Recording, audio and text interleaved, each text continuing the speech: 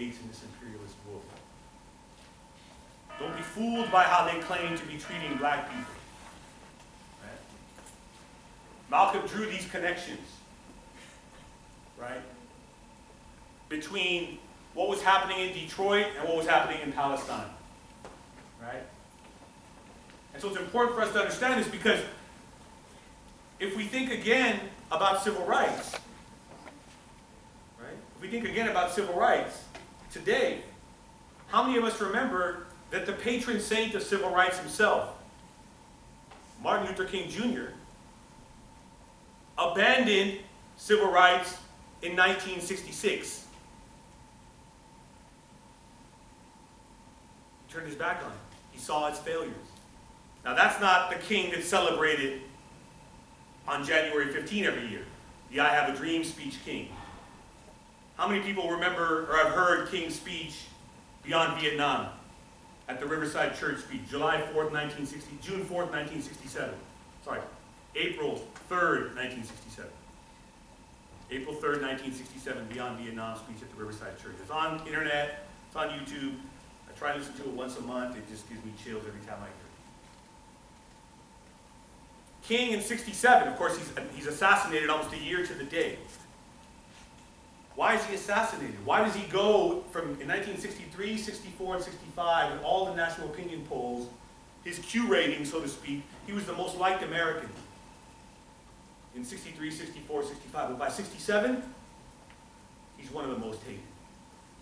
Why? Because as he says in the Beyond Vietnam speech, my handlers have told me that I shouldn't tie civil rights to the war in Vietnam. I should not connect the domestic politics in this country with U.S. imperialism abroad. He's like, but for me, the moral and ethical burden is too much. King breaks from it. He says, I'm coming out beyond Vietnam. And if you listen to that speech, it's, like I said, it's an incredible speech. And unlike many who have argued that after Mecca, Malcolm became more like King, King in fact became more like Malcolm. What does King say in the Beyond Vietnam speech? He says that Americans must think beyond the nation. Sounds like Malcolm. He says, think beyond the nation. He says that for Americans, you must listen to those that your nation calls enemy. Listen to them.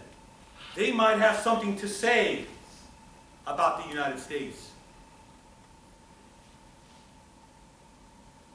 Because if we don't, according to King, the tombstone on America, the epitaph will read Vietnam. King breaks from the Civil Rights Project. Because civil rights, again, was about domesticating and thinking nationally instead of internationally.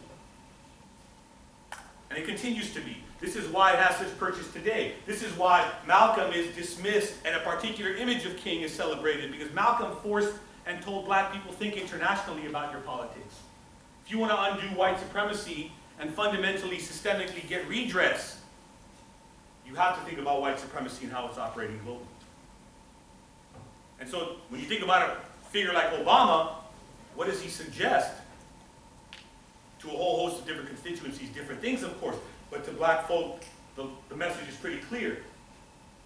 Your destiny is tied to America's destiny. Don't think internationally.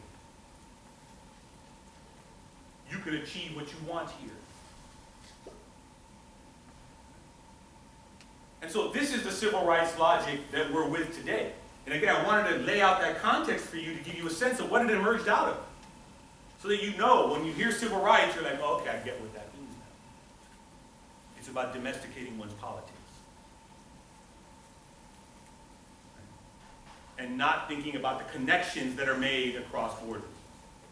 And we can talk about the current manifestations of that. There's a whole host of kinds of political activity and organizing that is following this mold of Malcolm and black internationalism. Right? It's Angela Davis traveling to Palestine and writing an open letter in support of the Palestinians. It's the solidarity statement written by black artists, activists, and scholars for justice in the Middle East and North Africa. There's a whole host of things that are happening on the ground drawing these connections that continue this legacy of the black left, the black internationalist tradition, right? But again, it's not something that many of us are made aware of. So I point out this history to you all, right? And of course, Malcolm again becomes this central figure for thinking about that, because he made these connections between the domestic and the global, the national and the international, right? And we can talk about some of the details on it, but I don't want to continue too much. I want to kind of wind down a little bit and open it up for questions. Hopefully there's some questions that are going to come out. But again, I want us to begin to think about, how does the Cold War paradigm of anti-communism follow the logic of anti-terrorism? What does it mean at a particular moment when black folks claim Negroes are Americans? What did it mean for the politics? And how can Muslims and other communities of color who assume a similar logic of fill in the blank are Americans, Muslims are Americans, Mexicans are Americans, blacks are Americans, whatever the case may be, what does that mean for your politics?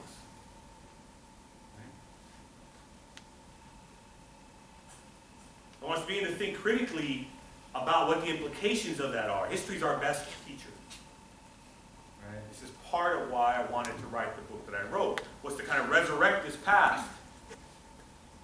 Because despite the current moment where blackness, Obama, and U.S. empire are at war with Islam and Muslims, there's a different history where blackness and the Muslim Third World were in solidarity with each other. And solidarity is a two-way street. And this is the impetus that has to get put back primarily on immigrant Muslims. Black folks have been reaching out. And you can't hold a hand unless you reach back. If Malcolm could see the question of the Palestinians, as he wrote about in the Egyptian Gazette in 1964, in critiquing Israel, if Malcolm could see the question of the Palestinians as a black issue, why can't you see mass incarceration and police brutality here today as a Muslim issue?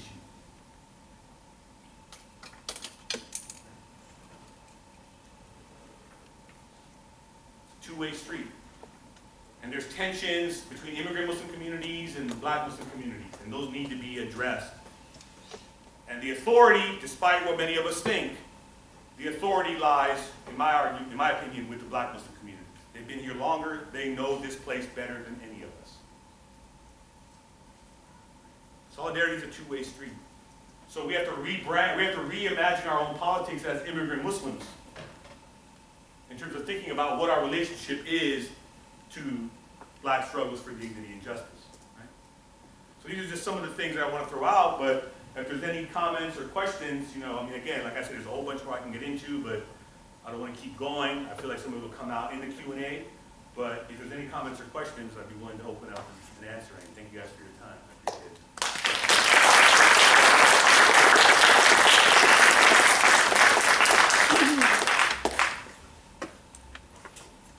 Any questions or comments? Anything? Go ahead. So you were talking about how the black left is fractions into a fraction during the civil rights era, where we had the majority fall to civil rights and those who stayed true. And we still have sort of that same, we have that Muslim left nowadays, I guess you could argue, but you can see that sort of fractioning happening here again, where you have that Muslim left and you have those who are trying to domesticate, like you said, the issue. So how do you reconcile that? How do you keep the movement sort of true to not because I don't want to say like selling out, like you said, but right. How do you keep the movement true to staying out? Right, and this is the question. That's a great question. I have a question back to you. Okay. What is the Muslim left? I actually talk about it in my book in the epilogue, so I'm wondering where you think that is, or where it is. I'm not asking you to name names like who it is, but necessarily what is it? What can you, if you can articulate that for me and for everybody else, because I'm interested in what you think about it. Yeah, I mean, just off the top of my head, it's something where you're connected to the struggles of Muslim abroad being affected by U.S. imperialism, Right. while connecting that to the struggles of Muslims at home, Right.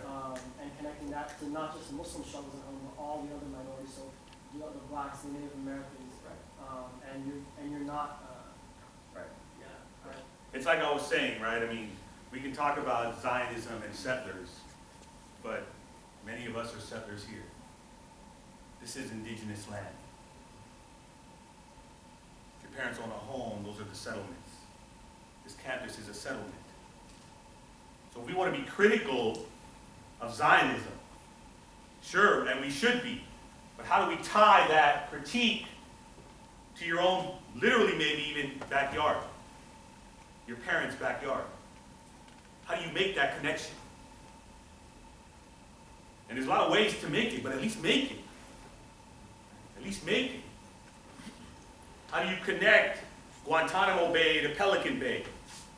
The liberal move is to say, oh, Guantanamo is like this exception to how America does things, and let's just shut down Guantanamo.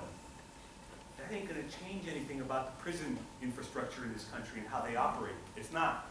Guantanamo is not an exception. It's the rule. If you look at what's been happening in this country with mass incarceration, it's the rule. They've been torturing black prisoners for a long time, but especially for the last 40 years within the prison system.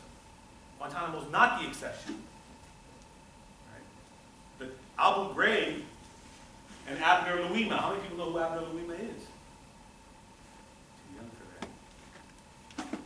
Late 90s, and he was Somali. He was brutalized by the police and sexually assaulted with a baton and all kinds of broomsticks, and it was right? How do we make those connections between what Malcolm even argued, he would argue that, as many black radicals did, the police were an occupying army in black communities. And he drew a connection between the Casbah in Algiers and the police in urban America, right? So what does that mean for our solidarity to draw these connections around border issues? If we're talking about the wall in Israel-Palestine, what does it mean on the US-Mexico border a few hundred miles away from here? Where's our solidarity with migrants and migrant rights? Not the DREAM Act, migrant rights. Right? So that's an important question. How do we maintain a Muslim left, so to speak, and not domesticate our politics? But as you point out, I think, let's put those who are trying to domesticate our politics in a context. Muslims are facing tremendous racial violence. People are writing about the legal construction of the Muslim, the way in which even in the very fact of the law, there's an exception to the figure of the Muslim. I wrote a recent piece in Al Jazeera about Assad Shakur, Are We All Muslim Now? Right? And how the logic of terrorism and the threat of the Muslim is now kind of branding all kinds of otherness.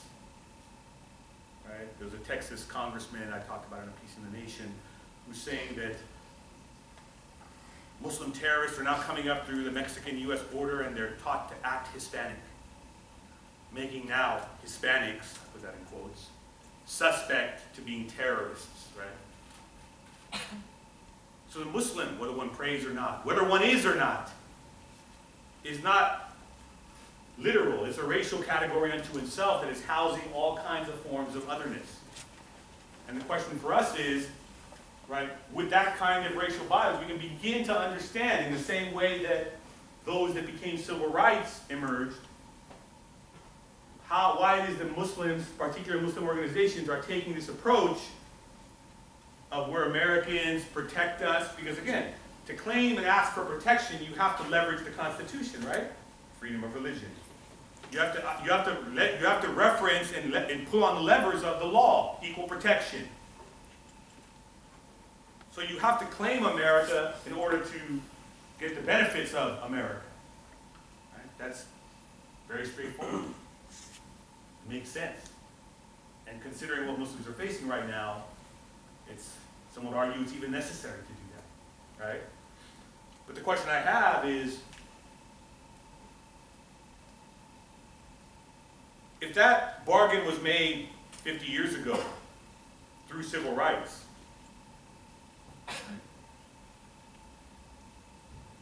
were the goals of the civil rights movement achieved?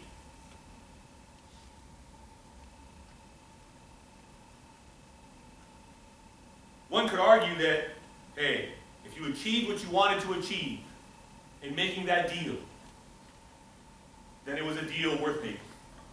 Yes, you sacrificed the rest of humanity in terms of like war against them in order to do it, but hey, I understand the context you were operating in, and if you had to make that concession and you got what you needed to get, then hey, that's again, don't hate the player, hate the game.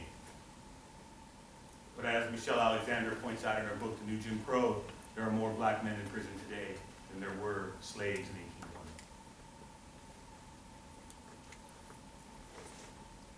And of course, she talks about the New Jim Crow, black men in prison, disenfranchised, they don't vote, they don't get access to federal grants for housing, for education, no student loans, nothing. The New Jim Crow. If you look at the gaps within black wealth and white wealth today, greater than they were 50 years ago.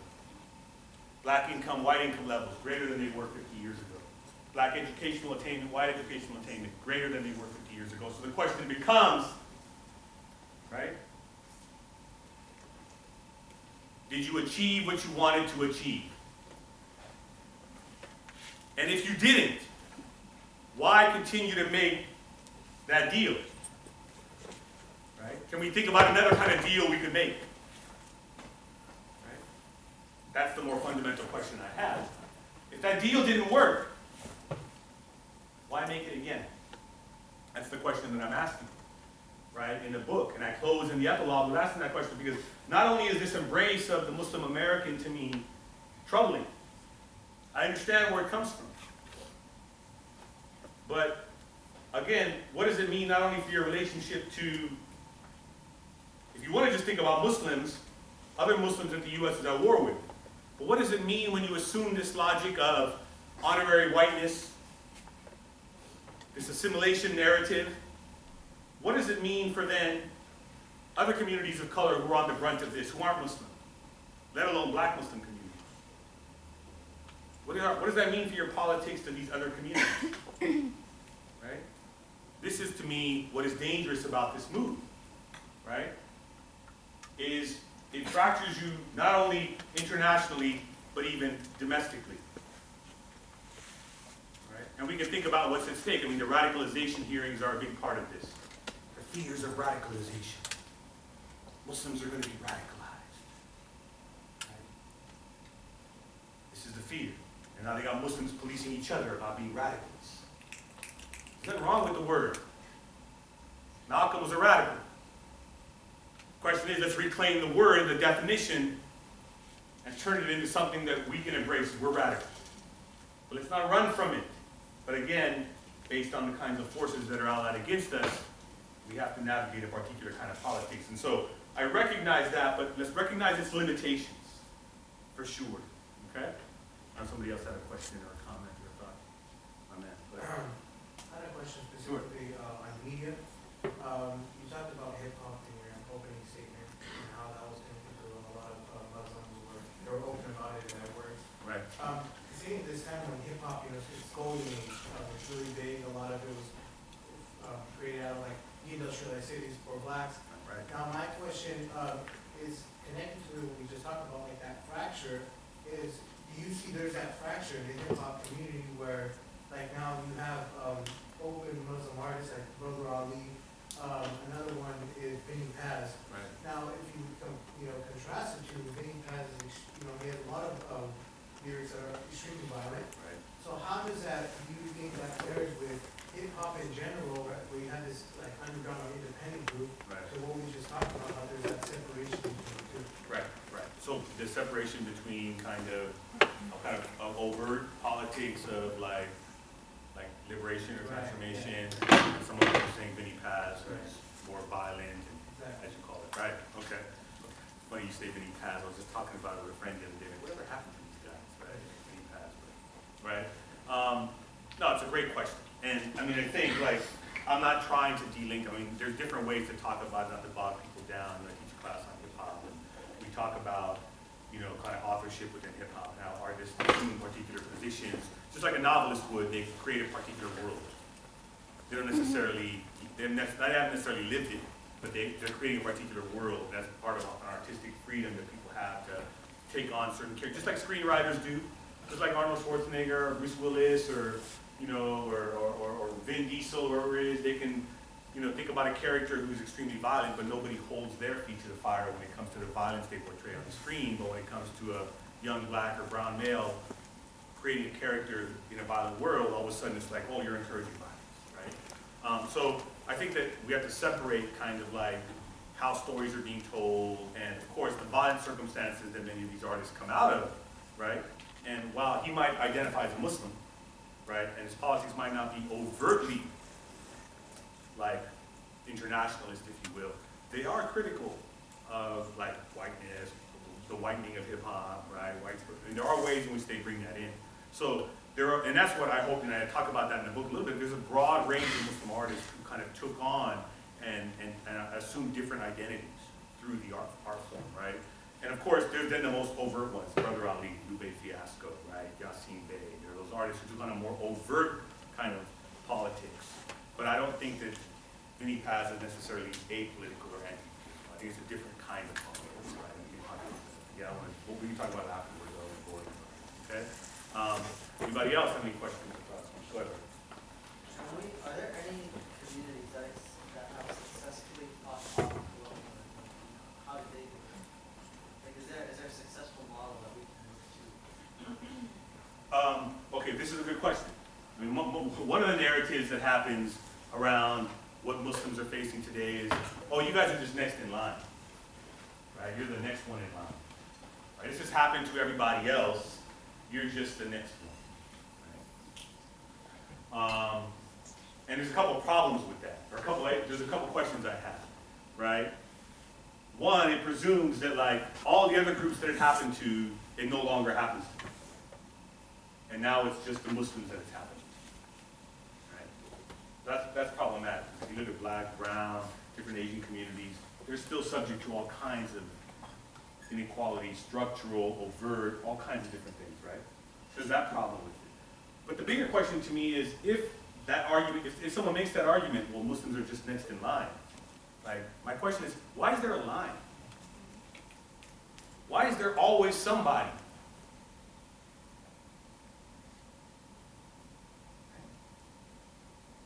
Why is there always somebody who's next in line, right?